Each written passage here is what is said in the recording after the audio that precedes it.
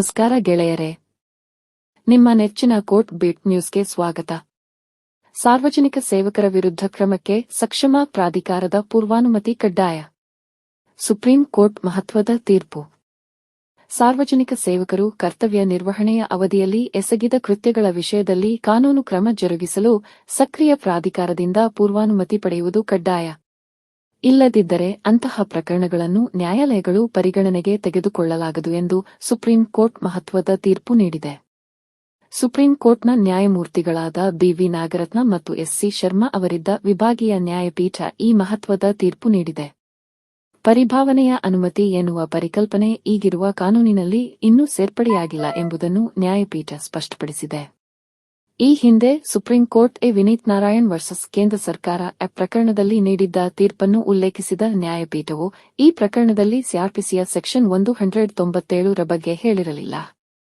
ಅದು ಸಿಬಿಐ ಹಾಗೂ ಕೇಂದ್ರ ವಿಚಕ್ಷಣಾ ಆಯೋಗಕ್ಕೆ ಇರುವ ತನಿಖಾ ಅಧಿಕಾರ ಮತ್ತು ಪ್ರಕ್ರಿಯೆ ಬಗ್ಗೆ ಹೇಳಲಾಗಿದೆ ಎಂದು ನ್ಯಾಯಪೀಠ ಹೇಳಿದೆ.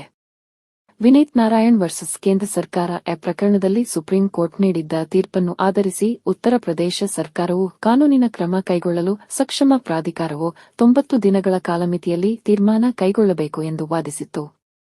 ಸಕ್ಷಮ ಪ್ರಾಧಿಕಾರವು ಈ ಕಾಲಮಿತಿಯಲ್ಲಿ ತೀರ್ಮಾನ ಕೈಗೊಳ್ಳದೇ ಇದ್ದ ಕಾರಣದಿಂದ ಪರಿಭಾವಿತ ಅನುಮತಿಯ ಆಧಾರದಲ್ಲಿ ಕಾನೂನು ಕ್ರಮಕ್ಕೆ ಮುಂದಾಗಿದ್ದು ಸರಿ ಎಂದು ಅದು ವಾದಿಸಿತ್ತು.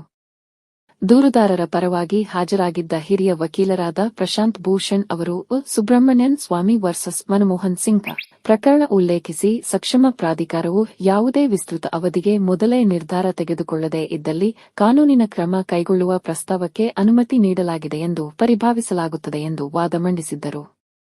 ಆದರೆ ಅಂತಿಮವಾಗಿ ಸುಪ್ರೀಂ ಕೋರ್ಟ್ ನೀಡಿದ ತೀರ್ಪು ಹೀಗಿದೆ.